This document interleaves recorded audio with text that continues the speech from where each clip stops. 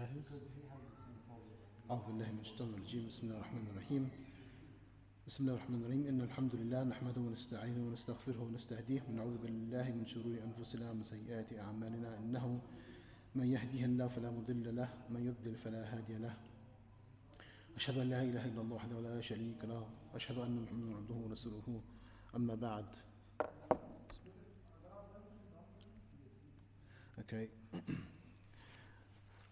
Lesson 5 inshallah, but doing a quick recap inshallah of the previous lesson.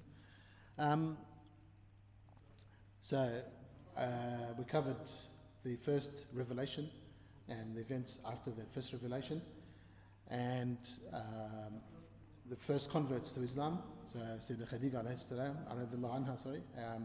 Sayyidina Abu Bakr as-Siddiq, and Zayd ibn al-Awam, and Ali ibn Abi Talib. And we covered also the dawah activities of both the Prophet and Sayyidina Abu Bakr as-Siddiq radiallahu anhu, and the two criteria that the Prophet used in selecting certain people, because in the beginning of the dawah was kept secret, intentionally kept it in secret, and wasn't for public knowledge. So there were two criteria the Prophet used. The first one was you select only those people who have good standing in the community, people who are upright, good upright citizens, honest, well respected and loved by the community. And the second thing was to focus on the youth. We covered some of the names of the converts. Come on.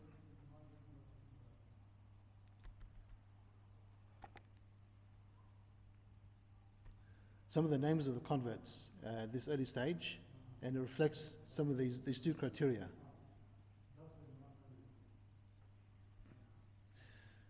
Uthman ibn Affan, Zubair ibn al-Awam, aged 15, Sa'd ibn Abi Waqqas, 17 years old, Talha ibn Ubaidillah, aged 16, Abdurrahman ibn Auf.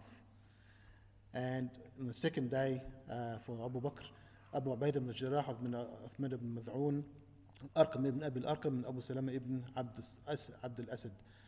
Al-Arqam ibn Abi Al-Arqam was, I think, only 16 years old. Does that name ring a bell to anybody? Arqam ibn Abi Al-Arqam? We'll cover that inshallah. Yeah? Yes. Oh, they had their meetings. Yeah, so Quran and other things. And of course, Sayyidina Abu Bakr didn't forget his family, so his wife, he made da'wah to his wife, his children, even to a slave that he had, he freed him, Amr ibn Fayra, and also, most importantly, Bilal ibn Rabah.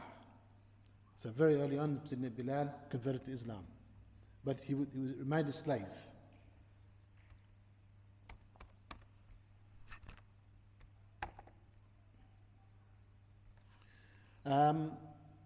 So again, going back to the two criteria that the Prophet Sayyidina Muhammad said, you make da'wah to the people who are of good standing in the community. And Sayyidina Abu Bakr as-Siddiq was one of those people.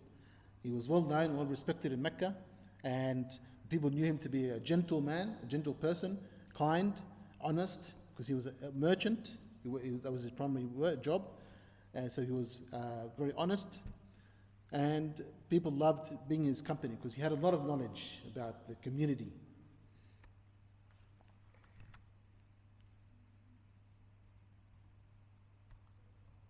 Okay.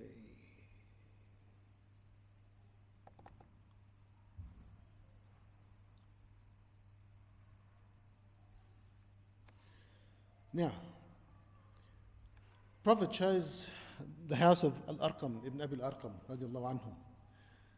Why was this particular house chosen by the Prophet? Number one, Al-Arqam his conversion to Islam, his Hadaldah wasn't done in secret. So Arqam did convert, but few people knew about it. It was publicly known that he converted. The second thing is, Al-Arqam was from the tribe of Bani Makhzum. Bani Makhzum is the same tribe as Abu Jahl. So he was the leader, the highest ranking person in Mecca, the leader of Mecca, and one of the biggest enemies of Islam. So Al-Arqam belonged to the same tribe as Abu Jahl. Also, Al-Arqam's house was also some distance away, so not within the city, in the middle of the city, it was a bit further out. That had advantage of there not being a lot of traffic around the house. And also, so in the middle of the night they would go, the Muslims and the Prophet would go to the house of Al-Arqam, and a place that was little bit isolated to meet. And also, the last reason is that Al-Arqam was 16 years old when he converted, and people never expected somebody of that age to have converted to Islam. And in addition to his conversion being secret. The Quraysh thought that the Prophet would have held these meetings in another house, one of the other older Sahabis, the house of Abu Bakr, Sayyidina Abu Bakr as-Siddiq, for example. It was after 3 years, then the Prophet receives instruction, is instructed to go public with the da'wah. So what happened was that there were initially, the Prophet held a feast. The first feast, he invited people over, and some people had some suspicions of this the dawah, the new religion. And Abu Lahab, the uncle of the Prophet, told him not to talk about it. That first feast. The Prophet held another feast, another dinner, with another gathering, and he warned him. Then the Prophet still went sort of partially public at that feast, and he announced the message. But this wasn't the whole to Mecca, it's just certain people at that feast. So then the Prophet then goes now to announce the da'wah, the message of Islam to the whole city of Mecca. He goes to the hill of Safa and Marwa, and he calls out to Quraysh. Now, this is a well-known speech. He says to the people, he calls the people over him to speak, because he's going to make an announcement. And he says, if I were to tell you there was an enemy, a group of enemy horsemen, cavalry, behind this valley on the other side of the hill, and they were already getting ready to come and attack you, would you believe me? And the people said, yes, we have never known you to be anything but truthful. So the Prophet then says, then I am a warner of you of a severe punishment. So the Prophet first tried to put them in a situation where they couldn't, try to put the evidence first. You know me to be an honest person. If I were to tell you there was some people coming to attack you now to kill you, would you believe me? They said yes. So now he says, I'm coming to warn you of a severe punishment, and that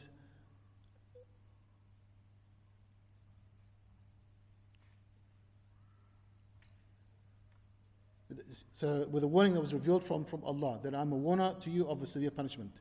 That is, if you believe about the warning, I'm warning about the enemy army, then you have to believe that there will be a severe punishment if you disobey God, Allah, and live the lives that you live. So by this stage, also I forgot to mention, by this stage, after 3 years, the number of converts to Islam had reached 60, after 3 years of dawah and secrecy. Now, despite the fact that the secrecy behind the dawah, there were some signs that a new religion had appeared. The wider non-Muslim population did notice things, like people praying, for example, and the Prophet praying one time in his house. His uncle Abu Talib noticed it.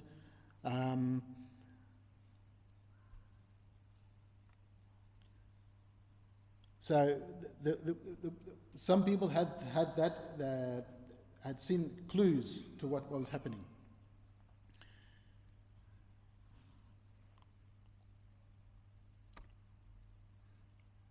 Now, there were certain things that were stopping the wider non-Muslim population from converting to Islam. Number one was tradition. So Abu Talib, uncle of the Prophet, he pledged his support to the Prophet, but he never converted. This was tradition. So it's the same thing with so many other people. The tribe would, in most cases, protect the individual. So if whatever the individual did, the tribe would be behind them to protect them. So and even in the Prophet's case, yes, Abu Talib supported him, although the other uncle, Abu Lahab, did not support him and went against him. Cowardice. So Abu Lahab was afraid that if the Mecca were to convert to Islam, the other tribes would come and fight them, go to war against them. Tribalism. So I mentioned the tribe of Bani Makhzum, the tribe of Abu Lahab, Abu Jahl, and Abu al-Arqam. So Abu Jahl was unhappy that someone from another tribe, a rival tribe, Bani Hashim, was chosen to become a prophet. He said, how come they got a prophet and how come we didn't? So tribalism is adherence or being, what's the word? Tribalism, al-Qabiliyah. It's just so kind of like a nationalism, but for your own tribe. You have this rivalry against another tribe, you're not happy about it. Again, fear of loss of sovereignty and governance. So the Quraysh were afraid, again, if the Islam were to take over, the whole system would collapse, would change, and they might lose their position of power and sovereignty and strength in the Arabian Peninsula. Because Quraysh were the keepers of the Kaaba, the protectors of the Kaaba, and they were highly respected throughout the Arabian Peninsula by all the other tribes. Highly respected and even feared. And of course there were financial interests. So with Islam coming, certain people engaging in certain types of haram trade would lose their income. So they were against Islam because of that. So there are a number of other reasons, but these are the main ones as to why Quraysh the majority of Quraysh rejected Islam. So after the Prophet went public, the Quraysh didn't initially started opposed the message, to oppose the da'wah of the Prophet, but using non-violent means. So they never didn't hit anybody, they didn't do anything violent towards them. Initially, they first tried intimidating. So the Prophet's supporters, so Abu Talib, the leaders of Quraysh approached Abu Talib and said, your nephew is bothering us, he's coming out and attacking our religion, attacking our idols, and we're suffering because of that. You please go and speak to him. So Abu Talib initially felt some sympathy towards the non-Muslims, these idol worshippers. He went to the Prophet and said, please, can you tone down and can you please reduce, please stop attacking the idols and the religion. So the Prophet replied, if even if you were able to get a light of flame from the sun, get some flame from the sun and get a light of fire from it, reach out to the sun and get some of that the fire from it, I still won't give up my religion, this da'wah, calling the people to Islam. The people then also tried to defame the Prophet, attacked his integrity. So they had a meeting, again, the leaders of Quraysh, and they tried to decide how to attack the Prophet. They wanted because he had such a good reputation in Mecca. They called him a Sadiq al-Amin, the honest and truthful person. And his reputation was whiter than snow, just very, very good. So they tried to brainstorm ideas on how to attack the Prophet and how to defame him.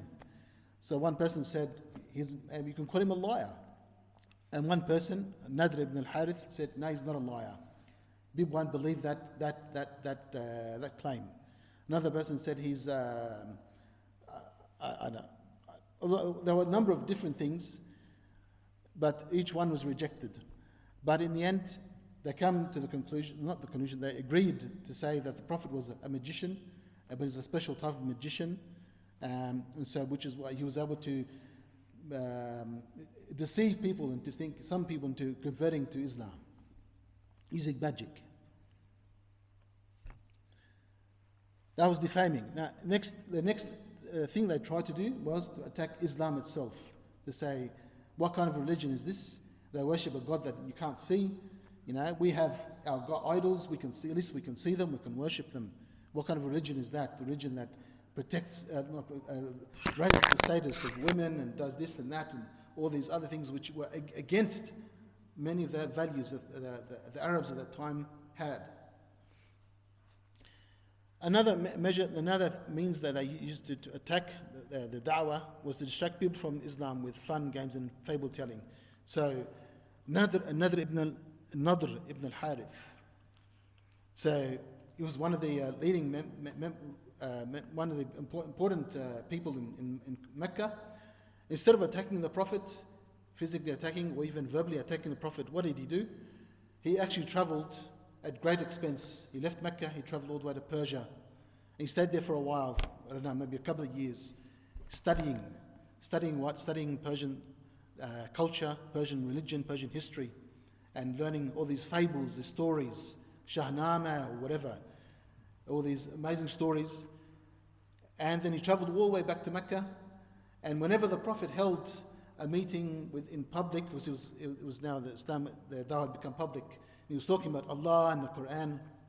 This person will come along, the Nadr ibn al-Harith, and he will start talking about all these adventures, these amazing Persian fables, tales, with these kings and gods and whatever.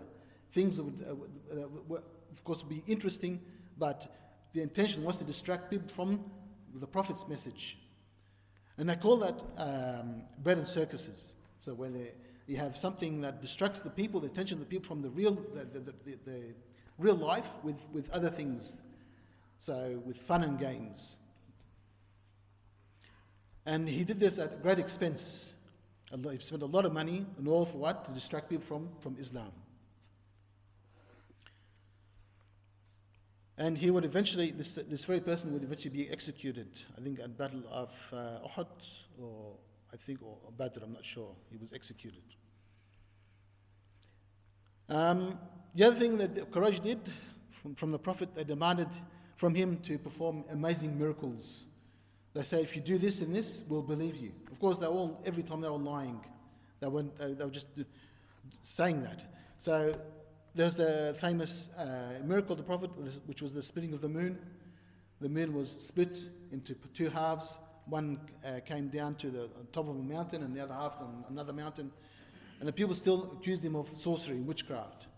So one person said, we'll ask, why don't you ask whether there was a caravan that had been coming from a long distance away. So the people from that caravan wouldn't have been bewitched by the Prophet's sorcery because they were many hundreds of kilometers away. So when they arrived in Mecca, they asked them, did you see the moon getting split? And they confirmed, yes, we saw it. At the same time that, the Prophet is saying that it happened, well, you're saying that it happened. And they still rejected the message, the da'wah.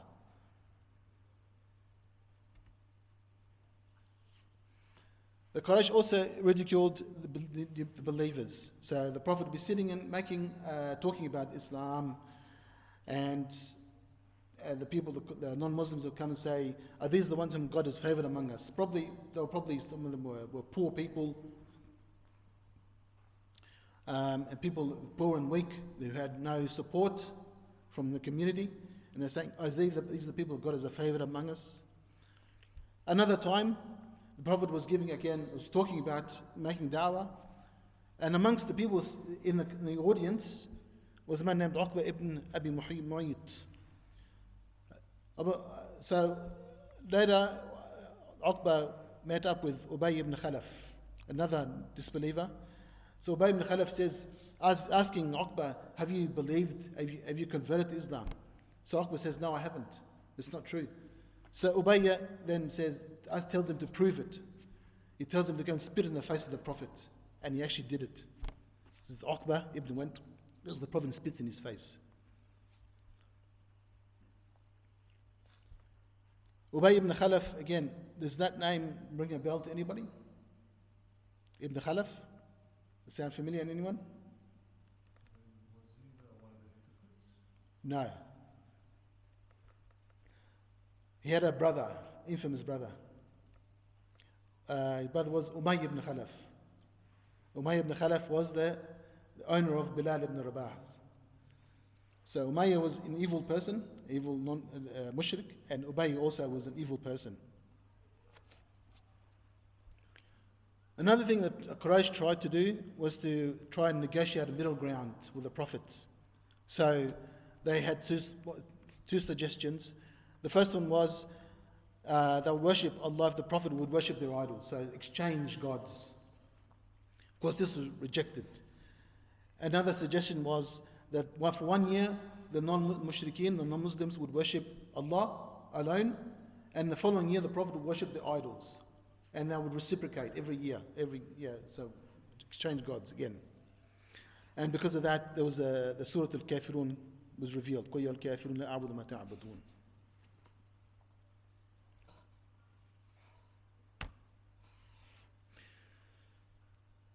The Quraysh, the non-Muslims, tried to put more pressure on the Prophet. So Abu Lahab, the uncle of the Prophet, had two of his sons and had married the daughters of the Prophet, Sayyidah Ruqayya and Sayyidah Kulthum. Abu Lahab ordered his sons to divorce them. And they divorced them, and this actually made the Prophet look very bad, because in the community they said his uncle doesn't want his own sons to marry from his own daughters. It made him look very bad. The wife of Abu Lahab, again, an evil woman, just like her husband, tried to punish the Prophet. She laid some thorns, some bushes in front of the house, the front door of the Prophet. Another time, she gathered some rocks to pelt the Prophet with. She gathered them and she went looking for him. The Prophet at that time was sitting, near the Kaaba with Sayyidina Abu Bakr. They were probably chatting. And she walks up to Abu Bakr and says, "Where's your friend?" Meaning the Prophet. Even though the Prophet was sitting right next to him. Allah had removed the Prophet from her vision. She couldn't see him. Subhanallah.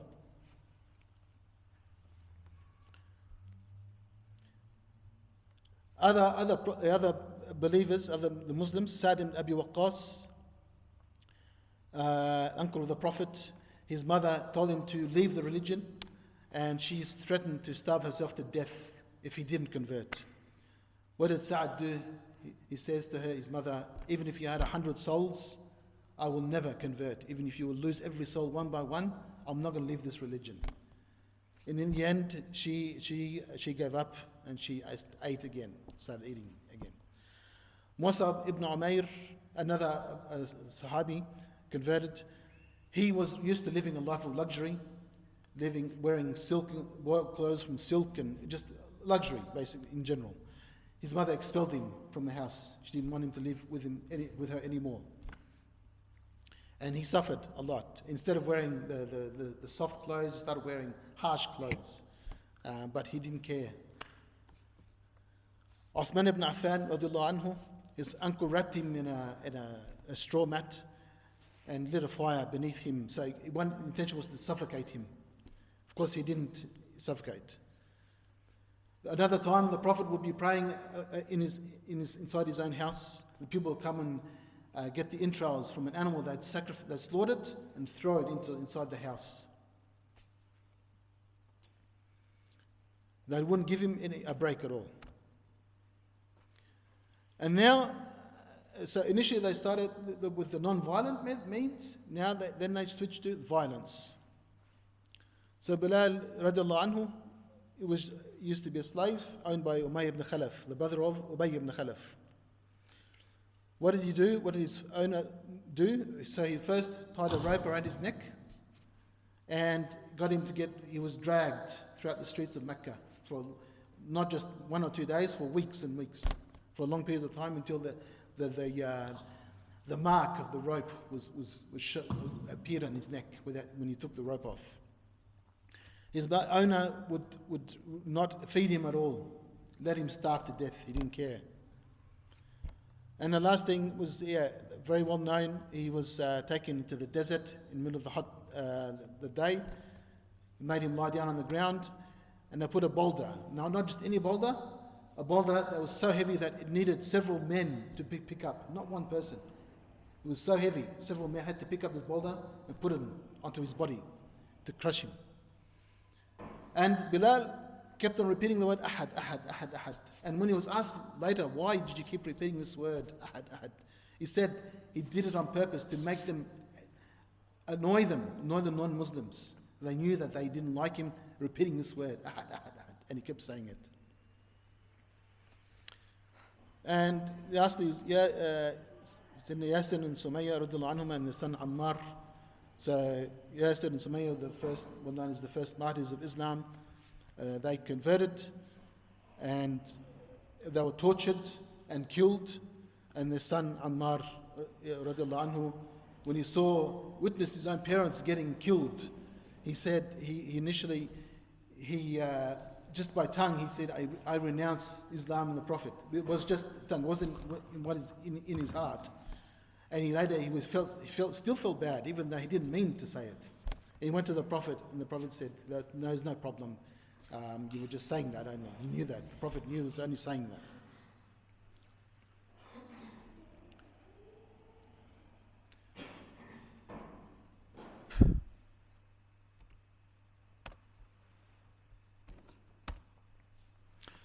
So the torture and the hardship intensified. It became worse and worse. And not just the torture, but the killing. They were killing them as well. So the Prophet had to find a new way, something to relieve the pressure on the Muslims, because it was feared that if the Quraysh were to continue, they would probably kill off all the Muslims in Mecca. It was a possibility. So he had to find a means of preserving the message, the da'wah of Islam.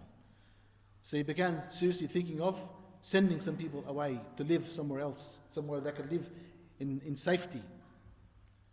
And he thought long and hard about it, and he came to a conclusion. And inshallah, that's what we have for today. But inshallah, we'll cover there were two hijras, two migrations to Abyssinia, which is the country that the Prophet had selected. And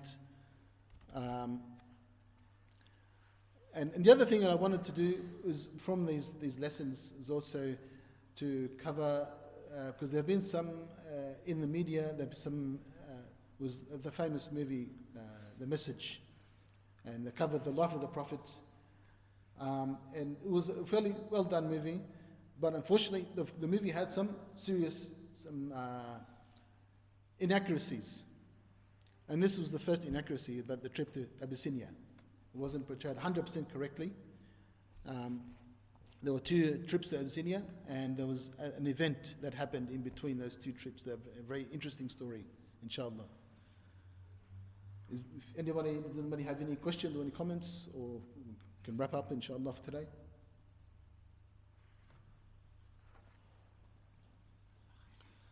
ستذكرون ما أقول لكم وما أفوض أمر الله إن الله بصير بالعباد سبحانك اللهم وبحمدك أشهد أن لا إله إلا أنت أستغفرك وأتوب إليك.